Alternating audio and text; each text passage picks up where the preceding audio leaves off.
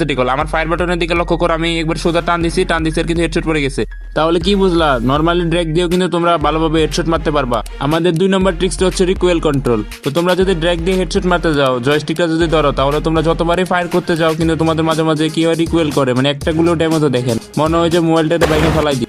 এটা করা লাগবে না, কারণ আমাদের কাছে আছে ডিবি ক্যারেক্টার। এই ক্যারেক্টারটা কেমন তোমরা এখানে স্ক্রিনের উপর দেখতে পাচ্ছ, তার স্কিলটাও দেখতে কিছুটা এমন। এই ক্যারেক্টার অন করে দেখতে পাচ্ছ আমি যতগুলো মারতাছি ততগুলো কিন্তু হেডশট পড়তাছে, ঘুরে ঘুরে মারতাছি। এখানে তোমাদের যে ফায়ার বাটন এবং জয়স্টিক বাটন আছে, এই দুইটা বাটন যদি একসাথে ধরো তারপরে কিন্তু তোমাদের এই ক্যারেক্টারটা অন হবে, এছাড়া কিন্তু এটা অন হবে না। দেখতে পাচ্ছ এখানে। আর এই ক্যারেক্টার তোমাদের মোমেন্ট স্পিড 50% বাড়াই দিবে এবং গুলি লাগার সম্ভাবনা 60% বাড়াই দিবে।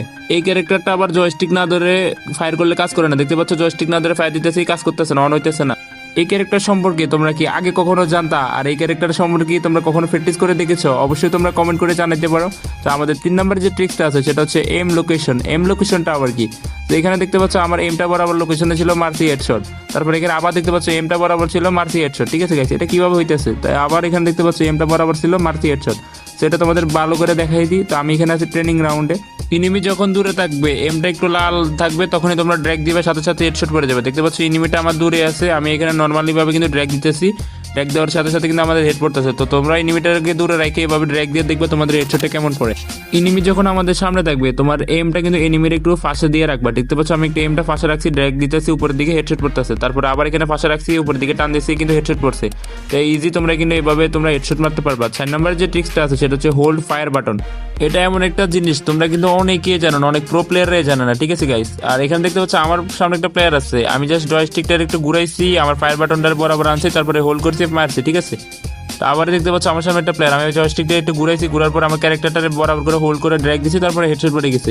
তো তোমরা এরকম তোমরা ফায়ার করার আগে তোমরা একটু জয়স্টিকটা ঘুরে হোল্ড করে নিবা, হোল্ড করে তারপর আবার হেডশট দিবা। ঠিক আছে গাইস, তো এইভাবে তোমরা কিন্তু ইজি যে কোনো প্লেয়ারে হোল্ড করে করে হেডশট মারতে পারবা। এভাবে মারলেই তো হবে না, আমাদের আরেকটা ট্রিক্স তো জানতে হবে, সেটা হচ্ছে আমাদের সেট ফায়ার। আর এই ট্রিক্সটা কিন্তু তোমরা অনেকেই দেখে থাকবা। দেখতে পাচ্ছ আমি এখানে বসে বসে কিভাবে ফায়ার করতেছে, সবগুলো হেডশট করতেছে। আর এটা একবারেই সহজ, তোমাদের কি করতে হবে, ফায়ার করতে হবে, ফায়ার করার সাথে সাথে কিন্তু বসে যেতে হবে। দুইটা এত ফাস্ট করতে হবে যাতে দুইটা একসাথে হয়। তো দুইটা একসাথে করার পরে তোমাদের কিন্তু ক্যারেক্টার থেকে এক সাইডে ঘুরে ফেলতে হবে। ঠিক আছে গাইস, এভাবে যদি তোমরা হেডশট মারতে যাও, তোমাদের নিজেও বলতে পারবে না কখন কখন হেড পড়ে গেছে। আমি যে বলতেছি তোমরা বিশ্বাস করবা, অবশ্যই বিশ্বাস করবা। এই ধরনের গেম প্লে তোমরা ইউটিউবে বিভিন্ন শর্টস ভিডিওতে দেখতে পারবা। তারা কিন্তু এভাবে গেম প্লে খেলে এবং তারা ভিডিও করে থাকে, দেখতে অনেক সুন্দর দেখা যাবে, হেডশটে ভালো পড়ে। উলফা ক্যারেক্টার থাকাকালীন কিন্তু তোমাদের হেডশটে ড্যামেজ বেশি দিবে। তো যাদের যাদের হেডশটে ড্যামেজ কম পড়ে তোমরা অবশ্যই উলফা ক্যারেক্টার ব্যবহার করবা। তার মাধ্যমে তোমাদের কিন্তু লাইফ প্রুফ দেখতে পাচ্ছ হেডশটে ড্যামেজ অনেক বেশি দিতেছে।